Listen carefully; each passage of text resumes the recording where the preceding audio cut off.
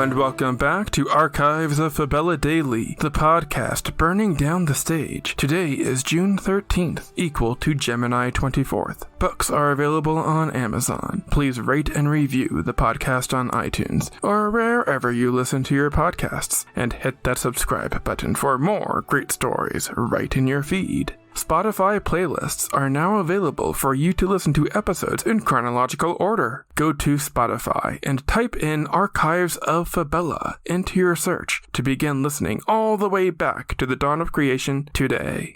June 13th, 1966 is the day the United States Supreme Court rules in Miranda v. Arizona that the police must inform suspects of their rights before questioning them. In the magical wonderland of Fabella, a theater burned to the ground. I'm Dylan Foley, and this is Archives of Fabella.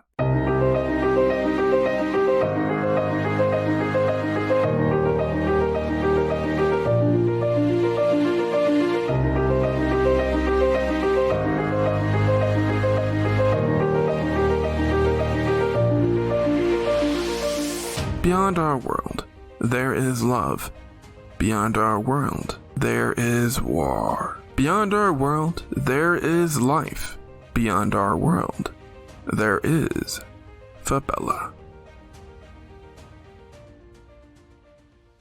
Gemini 24th, 5966, FY, Fabella year, equal to June 13th, 1966, AD, Earth year. On Gemini 24th, 5966, FY, a fire in the Mirage Opera House in Hercules, the capital of the Republic of Fantasia, killed 389 people. It was the deadliest fire, not an act of war. Blocked fire exits and the lack of fire safety plan, tripled with inadequate response from wizards, caused most of the deaths. The city of Hercules was located directly where San Francisco would be on the map of Earth. The Mirage Opera House was the center of the LGBT community, with no space given by the city in which to educate the public and provide outreach services for youth. Organizers adopted the Opera House and made it the outreach center between performances. During the matinee performance of the show The Scarlet Sirens on Gemini 24th, 20 of the theater's 21 exits were locked. In addition, the stage manager went out front to watch the show with the 3,000 attendees,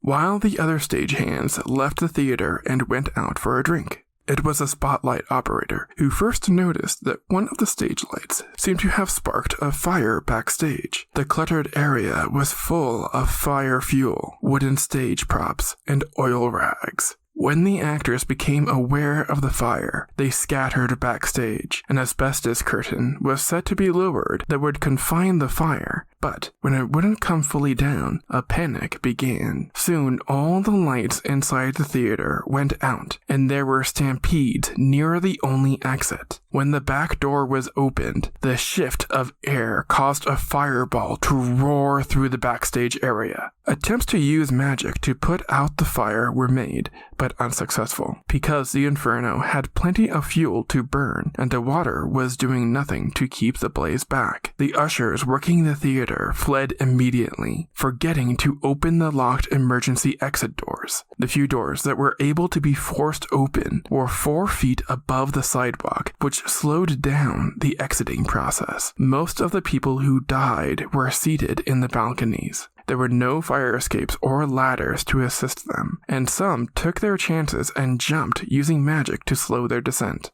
In the chaos, few magicians used their magic to save Sadrus who were incapable of using this power. No magicians died in the fire because they used their sorcery to save themselves and flee the scene. Most who stayed behind to try and help were unable to with the gross amount of deaths. Bodies were piled 6 feet deep near the narrow balcony exits. In fact, most people were knocked down by the falling bodies and were eventually pulled out alive from under burned victims. In the aftermath of the disaster, no wizards were charged for not using their magic to provide adequate assistance. The event did a lot to fuel hatred of magicians within the LGBT community, and Sadru's protests outside the National Courthouse went on for weeks, calling for the wizards who fled in the fire to be held responsible. Charges were filed for a grand jury, but dropped. No wizards were ever brought to justice for running when they should have stayed to try and put out the fire. Unfortunately, this is only one of a host of cases when wizards used their power irresponsibly and deaths resulted from their malfeasance. It was rare for a wizard to legally be charged for not using their magic properly. The most they ever got was really a slap on the wrist. Most cases that went to trial ended with the wizard being found not guilty.